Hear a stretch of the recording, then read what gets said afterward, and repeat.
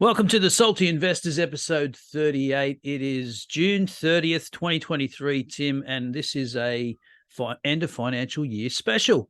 It's the last day of the financial year. How are you feeling on this prestigious day? Pretty excited that the year's over and looking forward to the new year. But what about yourself? Oh, it's just another day. The calendar turns. Doesn't really matter. These things. It's like birthdays.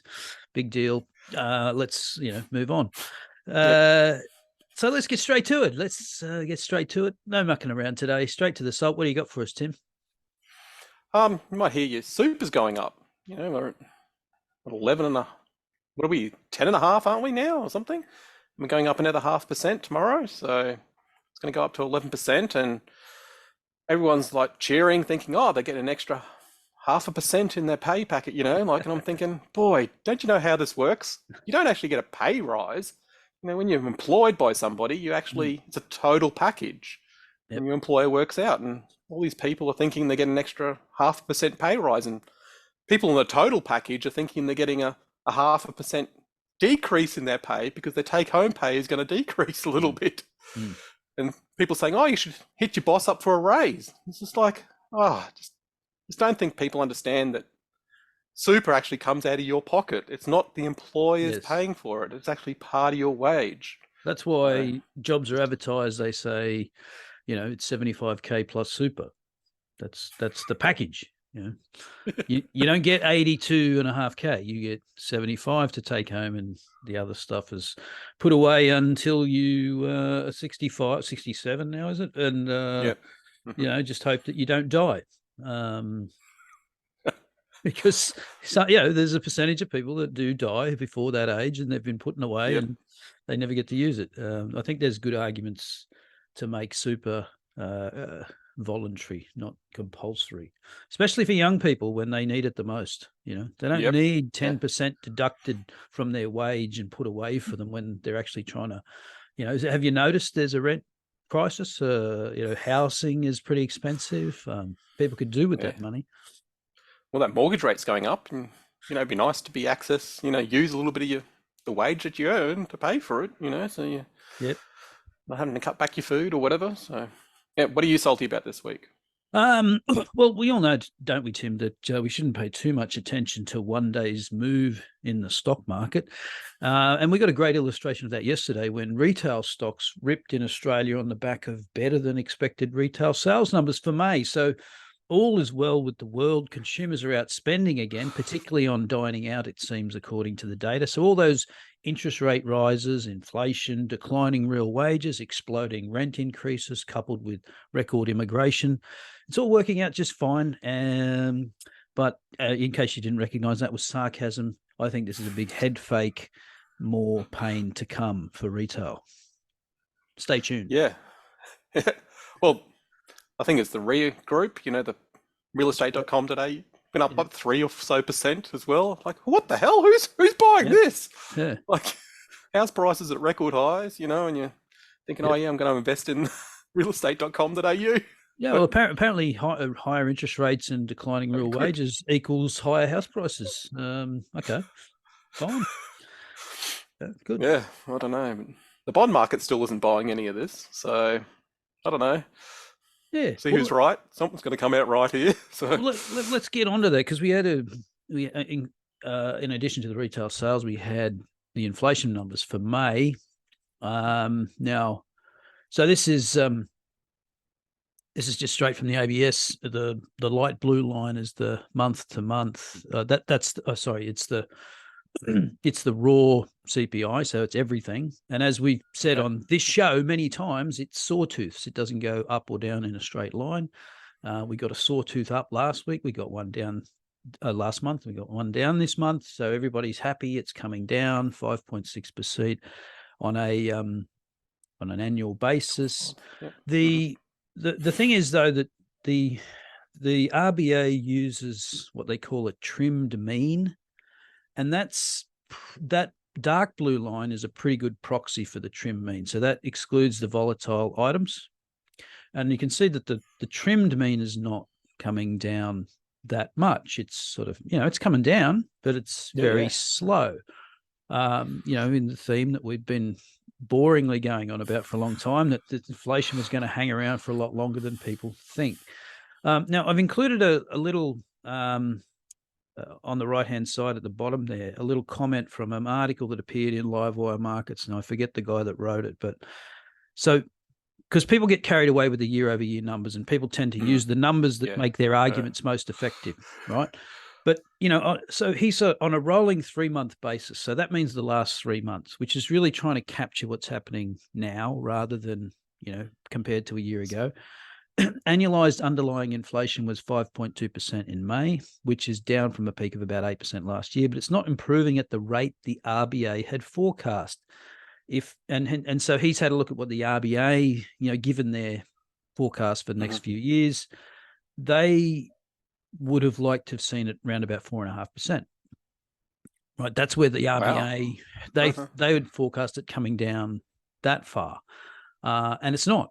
And so it's, according to this guy, and according, if you believe what the RBA puts out, then it's not coming down as quickly as they would like it to. The market though took it. The market though took it differently. They, not much, but I mean, they decreased their chances of an increase at the next meeting, which is only next week. You can see there at one point it was looked like about a third chance they'd go higher. Now it's about half that. That was as of end of day Wednesday. So that was yesterday's number. It came out yesterday. As you can see, the chart says there's one more rate increase left. It's peaking out there about January next year, and you don't get a cut till about September, which that hasn't really changed. Like you said before, the bond market's didn't really pay too much attention to the data, interest rate data anyway. And I think I've just included the comment from Hussman. I think the way he put this, it's not. You've got to sort of read between the lines if you're not sort of used to his writing. If you spend time with the economic data, you'll discover the best predictor of future inflation is current inflation, and the second best predictor is the year ago inflation rate. So what's he mean there? What he means is that inflation doesn't just magically go down because central banks raise interest rates. I mean, if you've learned anything over the last 18 months of interest rate rises or whatever it's been, is that this thing moves pretty slowly, doesn't it? I mean, it's not like the monetary policy moves by central banks just magically work as you want them to. Every bank has been behind the curve. Every bank has risen more than what people expected because inflation is pretty stubborn. It becomes entrenched. And I think I just put that there. I mean, I've been banging on about this for I don't know how long. Inflation's going to stay higher for longer. And, if you know anything about Hussman and his work, I mean, it's completely empirical. This is not an opinion. He backs it all with data. This is from his latest missive, which came out maybe last week. So there's an I've seen commentary yesterday from macro business guys saying the RBA's done. Goldman Sachs is saying they're not. I have no idea. I don't know what you think, but I wouldn't be surprised to see them go again. Oh yeah, I think we're over halfway. That's all I'm gonna say. I hope we're over halfway. It feels like it that we are, but if I say that, that means you've got 30% to go. I think it could be. If you get that last into that 2 to 3% range, is a lot of hard work's got to be done to pull it even down from the 4 to into 3. So I don't know how much more, but I think the market's just hoping that this is the end. It's just FOMO and YOLOing all these people thinking they want to catch it before it runs away, the market. Yeah. But even if it is the peak now, it's like, but hold on a minute. It doesn't just mean they start cutting, they could stay on hold for a year from here, I mean, that's kind of I, what the bond market, the futures market's saying now. yeah, I just can't see Phil lifting. Like it just, the amount of Alan Cole getting on frickin' the news saying, oh look, month over month, it's basically zero. Inflation's zero. He's telling, Yeah. he's like, he's been saying this for weeks and weeks. He's trying to, influence things, but Yep. we're still, twice as much as what it should be. So Yep. doesn't Yep. matter what you're looking at it. Yeah, it still needs to come down a long way, and I don't know. We'll have to wait and see. But I think, what do you think he's going to do? You think he's going to lift, or you think he's going to hold? I wouldn't be surprised if he lives, but I don't know. Maybe because Phil's job is up for grabs. I don't know. I mean, Well, at this point, yeah. and he's put his hand up again to say that he would like to continue. So I don't know. I mean, so far, he's pretty much ignored the pressure. And the other thing that Yeah. people should remember is just if we did get another head of the Reserve Bank, it's not like Phil's there as dictator. I mean, it's done by committee. I mean, there's a discussion. I mean, the thing that would make you think that they're going to stay on hold is that last time they went, according to the minutes, was quite a debate, right? There was quite some debate. It was pretty close decision to go again. So yeah, I mean, I wouldn't be surprised if they stayed on hold.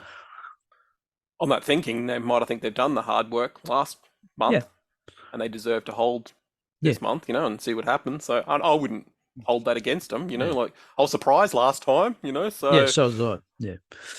Yeah. So yeah, I wouldn't be surprised. I mean, if you made me commit either way, I'd say they're going to stay on hold because they can. They've got time, and they can see that everything's. I mean, it is true to say that basically month to month, a lot of the prices that have been going up have stopped going up. But yeah, we shall see next Tuesday. So yeah, getting back to what I was talking about in the SALT, retail turnover. So year over year, from last year, retail sales up 4.2%. Awesome. But Tim, do you remember what we just talked about? Like, do you remember what inflation year over year is? 5.6%. So you have, negative retail sales. I mean, just look at that graph, that tiny, tiny little blue box right over there in the corner. That's what everybody got excited about. And remember that these are not inflation adjusted numbers. Yes. Retail sales. So yeah, I mean it's negative. And remember, this is May. Now the earliest, remember we started getting these profit warnings? It wasn't until the end of May that we got the profit warnings, and they were talking about there's been a deterioration in the last 6 weeks or so, and then Best and Less came out in June and told us to add another one. So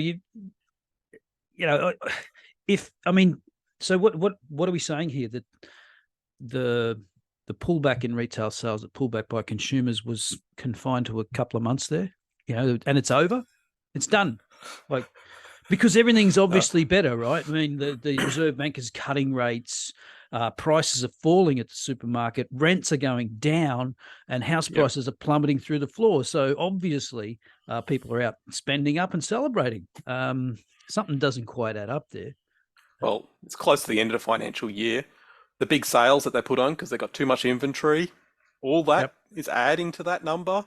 I don't think that's adjusted too well. So I know this is seasonally adjusted, but them selling down inventory, putting extra sales on that they normally wouldn't have done because they haven't been getting sales. I think that does that little blip there. I think. But what are they going to do next month?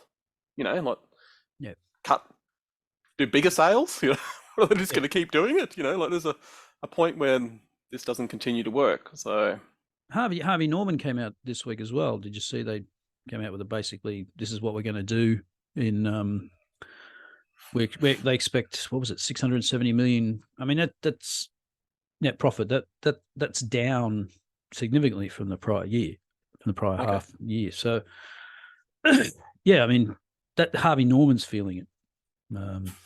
So, which is they're not exactly discretionary. I mean, they're selling fridges and washing machines and beds, electronics. So, yeah, I mean, yeah, I don't buy it. Yeah, I think Dusk is giving an example, got down close to 80 cents. I think it was 82 cents or something, and yesterday closed at $1, right? It's up 25% within a few days. And I'm just like, yeah, and maybe look, it's hard to tell how sold off something like is, maybe that was already just too sold off. But you can only make that judgment in hindsight when you know the depth of this retail recession, which we can't know until after it's over. I just feel like that it just feels, if that was it, we just had this little like, really? Yeah. Is that the pain? Yeah, that was it. I know. That was the total pain that we've got to go through in retail. I don't know. It doesn't seem like it, but yeah, have to wait and see. But I hope you're not getting FOMO thinking, oh, you should turn to a trader. And because you could have picked that. You could have picked there was a little bit of it, that was all oversold. That went down a long way. Yeah. And you picked it. You think, oh, this is, down a long way. And it never goes down in a straight line. No. So, you could have, if you were a trader, you could have picked up a little bit there and then you would have sold it, that 20%. But I'm not a trader. Yeah, I'm not. I mean, I suppose if I didn't have a day job and I had nothing else to do, I might take a crack at it. But no, I just don't think we're done yet. Too hard. Yeah. I mean, we've got we've got results season coming up. Literally in about 6 weeks, kicks off in earnest. You've got then you got AGM season after that, and there's going to be a lot of information in there to we'll see how that pans out. See how retailers talk about managing their inventories, what they're seeing, what they expect, their guidance. That's going to be interesting. At least when they give guidance for next year, some of them might completely pull guidance. That often happens. Ooh. We don't, and that's just like, oh yeah. But if some of them give you guidance and then you say, all right, that's guidance for 2024 financial year, let's get conservative and cut that by about 20%, and then see where your valuations come out, and then go, right, then you could draw a line and say, all right, I'm a buyer right here, because unless I think it's going out of business. Yep. All right, let's move on from the retail euphoria that we saw this week. Nice. Accenture. Yeah, so this is one that you've had your eye on for a little bit. There's a couple of people that we know purchased this. Basically, it's a company specializing in IT services and consulting. It's only up 8% over the last 12 months, but it's up 1,500% from IPO versus 300 for the S&P 500. Wow. Accenture's clients include 91 of the Fortune 100 companies. Oof. And more than 3/4 of the Fortune 500 companies. So you can see here that, it's one of the biggest, consulting firms in the world. That's a huge moat. If you're selling to 91 of the top 100 companies in the world, obviously you've got things to offer. Yeah. The moat's fairly strong, with the amount of people. If you're in a Fortune 500 company and you want to upgrade your software stack to something different, there's no way that you want to handle this internally. You want to be getting experts to make sure this all runs well. And there's huge cost efficiencies if you do this. So I think it's going to continue, more digitalization that happens in all these companies, the more work they're going to get. But the problem with the market at the moment, it's seen high labor costs and reluctance of business to invest in upgrades just before a possible recession. Yeah. Yep. So that's probably explaining why it's only up 8%. And if we look at the fundamentals, we can see that they're slightly diluting. The headcount has nearly doubled in 6 years. Right. And they also got these quota system where they want 50% women.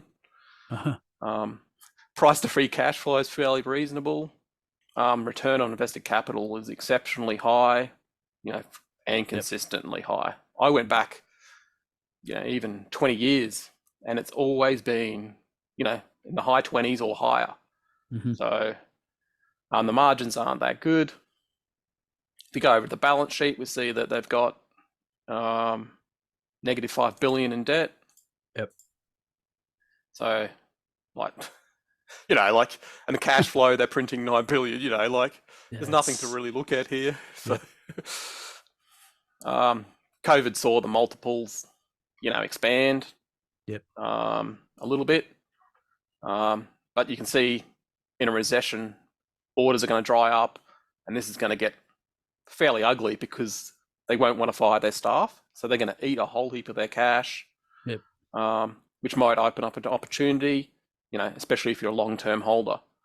If you're in the soft landing camp, basically, you might get a few tight quarters, but the price looks pretty good at the moment. That's all I'm sort of thinking about it, but you don't normally get something looking this clean. Look at the free cash flow, just positive numbers for, going back since 2016, and just doubling, it's cash to burn. Again, it's the thing here, isn't it? Is to what extent is there a recession? To what extent do they do companies pull back on, new projects that needs consulting? I mean, how cyclical is consulting? I mean, I don't know. I mean, well, I looked back in 2008, and basically the return on invested capital still kept on going. It was solid. This is going to hold through, but I'm sure the market is going to get scared. If you look at how the headcount here and how much they're forking out in wages and blah blah blah. But if you're a big S&P 500 company and you wanted to upgrade your internal software, and you're going to make an extra margins of 3% or whatever because you move to a more efficient system, doesn't matter what these guys charge, it'll pay for itself. And you really want experts. You don't want to be half-assing a solution and then it stuffs up all your business. It's pretty risky to go down that path. So you want someone who's done it 20 times before, not like somebody in your own team goes, oh yeah, I've heard about this. Let's, in small business you can get away with that, but not in these large businesses you can't. So it's quite interesting. I think on the next slide I've got the price to free cash flow and the PEs. Yep. So it doesn't jump around a lot, but as you can see from 2021, a little bit expensive, but they all look like that. There's always that in 2021 when everything sort of went mad. They all peaked. So it's sort of come back to where it's traditionally traded, really, isn't it? Yeah. So it gets down a little bit lower, but it just shows that it's a quality business, and I think the multiple's not too bad on this for what you're getting. Yeah. It's just the fear at the moment of I think it'll do really well. But you got to buy it here at a point when it's going to look terrible. So when people think it's a cyclical, and it's not actually a cyclical, I don't think it's got too much. I think companies are still want to digitalize everything. And even if they've done part of it now, they've got 30 different systems that they're using that are all digital, but they want to roll them all into a couple. Yeah. Which will then give you a second layer of efficiency. So I wonder if you're a business like this and you see recession coming, or at least the risk of it, that you start to position yourself as, we've got a consulting package to get you through this recession, and they sell them that, position themselves that way. I'm sure. They've got heaps of arms on this, so they could be. How could they get more efficient with their labor? What would you cut? So I'm sure, using software and AI and tech and blah blah blah, you can make some of those. But you need someone who's got expertise and who's done it a few times beforehand before you're thinking, I'll just tackle this myself. So I think it's. What do you think? Do you like this high, labor intensive type business, or you're more? I tend not capital to. light? Yeah. I mean, who wouldn't? Who wouldn't prefer that? Yeah. Because the last thing you want is recession hits. You've got all these people, and what usually happens is that you don't cut people straight away. You try and cut their hours, and then eventually you have to cut them. And then you've got the whole problem on the other side, trying to hire them back, and everybody else is trying to hire people. And, so, yeah, I mean, ultimately, the dream business is you just push buttons and things work automatically and you don't have anybody doing it, do you?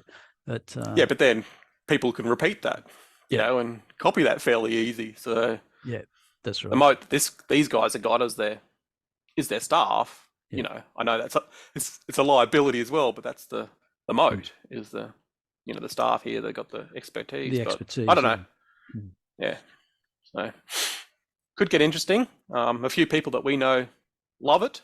Like a heap of quality funds. L1 like this, don't they? I think. Yeah, I think Stephen from Arios I forget he's got it. Like that's one of his ones that I sort of. It's not an industrial, it's sort of more, IT related. But yeah, I think it's quite good. But what price? So this is where I'm sort of going. Yeah, like in the 15 sort of range there. You're really, PE under 20. You should be buying it, like if you like it, Yeah. Like, so.